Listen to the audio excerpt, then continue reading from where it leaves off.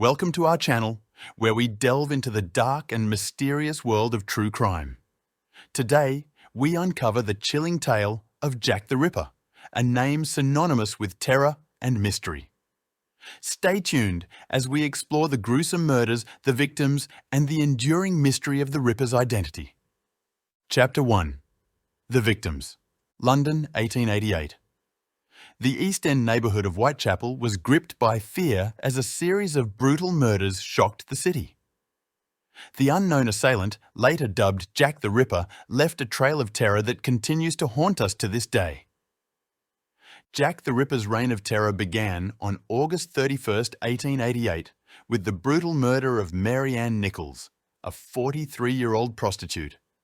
She was found in Bucks Row with her throat slashed and her abdomen viciously mutilated. Nichols was the first of the canonical 5 victims whose murders were marked by a similar level of brutality. Just over a week later, Annie Chapman, a 47-year-old widow, was discovered in the backyard of 29 Hanbury Street. Her throat had been cut and her body severely mutilated, with organs removed. The brutality of these murders indicated a killer who was both methodical and merciless.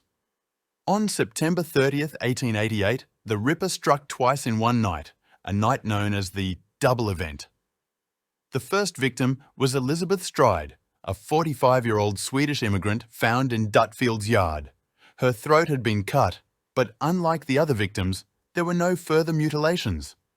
It's believed the Ripper was interrupted, forcing him to flee before completing his gruesome ritual. Later that same night, Catherine Eddowes, a 46-year-old woman, was found in Mitre Square. Eddowes' mutilations were even more horrific than the previous victims, with her face disfigured and internal organs removed. The escalation in violence was clear, showing the killer's growing confidence and brutality. Mary Jane Kelly, the youngest and final canonical victim at 25 years old, was discovered on November 9, 1888, in her room at Miller's Court. Kelly's murder was the most savage of all, with her body extensively mutilated and virtually unrecognizable. The scene was a bloodbath, suggesting the killer spent considerable time with his victim. Chapter 2. The Investigation. Despite the horror of these crimes, the police struggled to catch the elusive killer. The Metropolitan Police, led by Inspector Frederick Aberlin, faced immense pressure from the public and the media. The police employed various methods to catch the Ripper. They conducted door-to-door inquiries, set up night patrols, and interviewed hundreds of witnesses and suspects. The investigation was hampered by the lack of forensic technology, leaving the police to rely heavily on witness testimonies and rudimentary investigative techniques. One of the major challenges was the series of letters received by the police and the press, allegedly from the Ripper himself. The most infamous of these was the Dear Boss letter, received on September 27, 1888. Signed Jack the Ripper, this letter mocked the police's efforts and hinted at future crimes. The Saucy Jackie postcard, received on October 1, 1888, referred directly to the double event and was postmarked before the details of the murders were publicised. This lent some credence to its authenticity. However, the most chilling communication was the From Hell letter, received by George Lusk of the Whitechapel Vigilance Committee. Accompanied by half a human kidney, the letter claimed to be from the killer and described his gruesome deeds in horrifying detail. Despite the letters, no conclusive evidence linked them to the actual killer. They served to heighten the public's fear and fascination with the case, creating a media frenzy that has lasted over a century. Chapter 3. The Suspects. Over the years, numerous suspects have been suggested, each with varying degrees of plausibility. Let's look at some of the most prominent suspects in the Jack the Ripper case. Montague John Druitt, a barrister and teacher, emerged as a suspect after he was found drowned in the Thames in December 1888. Druitt's death shortly after the last murder and his perceived mental instability led some to believe he was the Ripper. However, there was no direct evidence linking him to the crimes. Aaron Kosminski, a Polish barber with a history of mental illness, was identified by several contemporaneous investigators as a likely suspect. Kosminski's known hatred for women and his proximity to the murder sites added to the suspicion. In 2014, DNA analysis of a shawl purportedly found at the scene of Catherine Eddowes' murder pointed to Kosminski, but the evidence remains contentious. Dr. Thomas Neil Cream, a physician and convicted serial killer, is another intriguing suspect.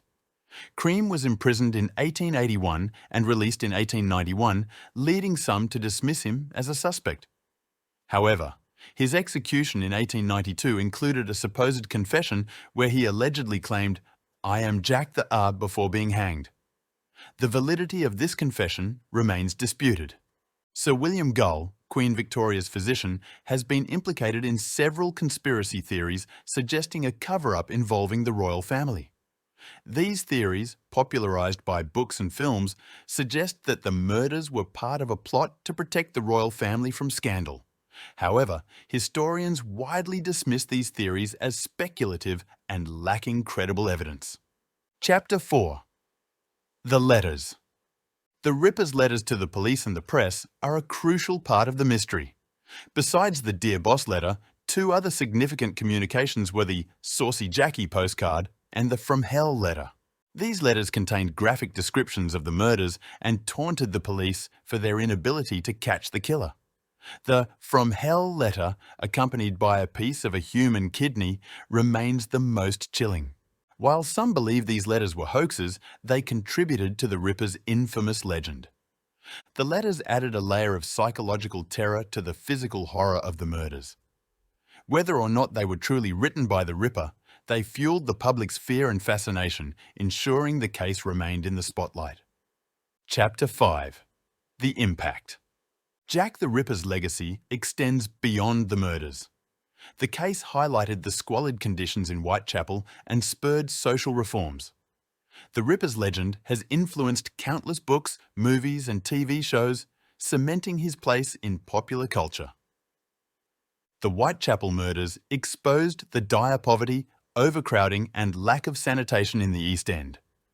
Public outcry led to increased efforts to improve living conditions and address the social issues that had allowed such a predator to thrive.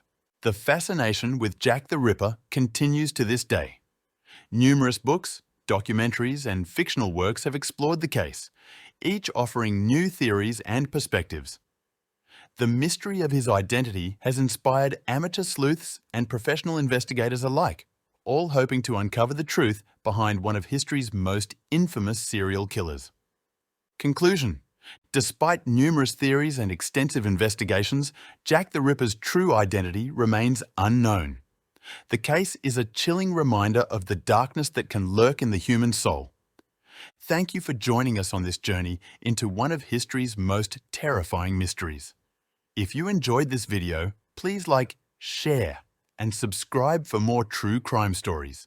Let us know in the comments which case you'd like us to cover next. Until next time, stay curious and stay safe.